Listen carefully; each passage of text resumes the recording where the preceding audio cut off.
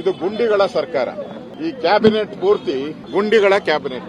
ಈ ಸರ್ಕಾರ ಕಳೆದ 2 ವರ್ಷದಲ್ಲಿ ಬೆಂಗಳೂರಲ್ಲಿ ಯಾವುದೇ ಡೆವಲಪ್ಮೆಂಟ್ ಮಾಡದೆ ನಮ್ಮ ಸಾಧನೆ ಏನು ಅಂತ ಹೇಳಿದ್ರೆ ಬರೀ ಗ್ಯಾರಂಟಿ ಅಂತ ಹೇಳಿ ಕಳೆದ 2.5 ವರ್ಷದಲ್ಲಿ ಬೆಂಗಳೂರಿಗೆ ಯಾವುದೇ ಅನುದಾನ ಬಿಡುಗಡೆ ಮಾಡದೆ, ರಾಜ್ಯದಲ್ಲಿರುವಂತಹ ರಸ್ತೆಗಳಿಗೆ ಯಾವುದೇ ಅನುದಾನಗಳನ್ನು ಬಿಡುಗಡೆ ಮಾಡದೆ, ಈಗ ಏಕಾಏಕಿ ಗುಂಡಿಗಳನ್ನ ಮುಚ್ತೀನಿ ಅಂತೇಳಿ ಸುಮಾರು 1800 ಕೋಟಿ ರೂಪಾಯಿ ಏನೋ ಖರ್ಚು ಮಾಡಿದ್ದೀನಿ ಅಂತ ಹೇಳ್ತಾ ಇದ್ದಾರೆ.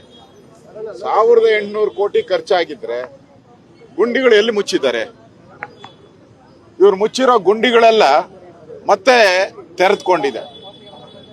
ಹಣ ಟ್ಯಾಕ್ಸ್ ಪೇಯರ್ಸ್, ಬಡವ ಕೊಟ್ಟಂತ ಟ್ಯಾಕ್ಸ್ ಪೇಯರ್ಸ್ ಹಣ ಇವತ್ತು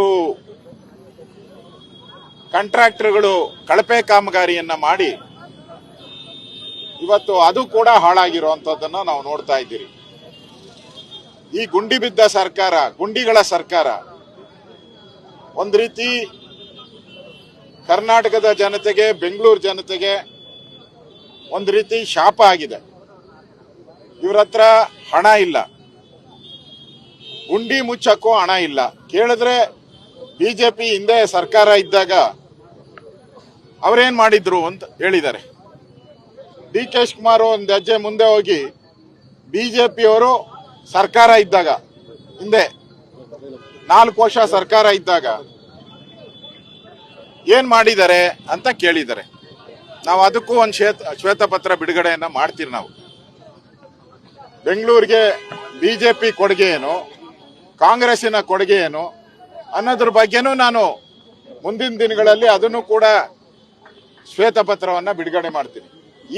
ಇವತ್ತು ನಾವು 2ನೇ ಹಂತದಲ್ಲಿ ಬೆಂಗಳೂರಲ್ಲಿ ಪ್ರತಿಭಟನೆಯನ್ನ ಶುರು ಮಾಡಿದಿರಿ. ಮುಖ್ಯಮಂತ್ರಿಗಳು ಕೇಳಿದ್ರು 1 ವಾರ ಗಡುವು ಕೊಡಿ, 1 ವಾರ ಗಡುವು ಆದ್ಮೇಲೆ ನಾನು ಎಲ್ಲಾ ಗುಂಡಿಗಳನ್ನ ಮುಚ್ಚುತ್ತೀನಿ ಅಂತ ಹೇಳಿದ್ರು. ಈಗ 1 ವಾರ ಗಡುವು ಆದ್ಮೇಲೆ ಹೋಗಿ ಡಿ ಕೆ ಶಿವಕುಮಾರ್ ಕೇಳಿ ಅಂತ ಹೇಳ್ತಾ ಇದ್ದಾರೆ. ಇದು ಯಾವ ನ್ಯಾಯ? ಒಬ್ಬ ಮುಖ್ಯಮಂತ್ರಿ, ರಾಜ್ಯದ ಮುಖ್ಯಮಂತ್ರಿ, ಅವ್ರಿಗೆ ಇಡೀ ರಾಜ್ಯದ ಎಲ್ಲಾ ಮಂತ್ರಿಗಳ ಮೇಲೇನೂ ಕಂಟ್ರೋಲ್ ಇರಬೇಕು.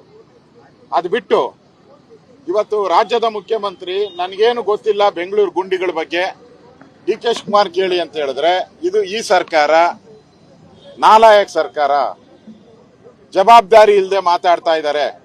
ಈ ಜವಾಬ್ದಾರಿ ಇಲ್ಲದೆ ಮಾತಾಡಿರುವಂತ ಸರ್ಕಾರ ನಿಜಕ್ಕೂ ಜನರ ಪಾಲಿಗೆ ಒಂದು ರೀತಿ ಸತ್ತೋಗಿದೆ.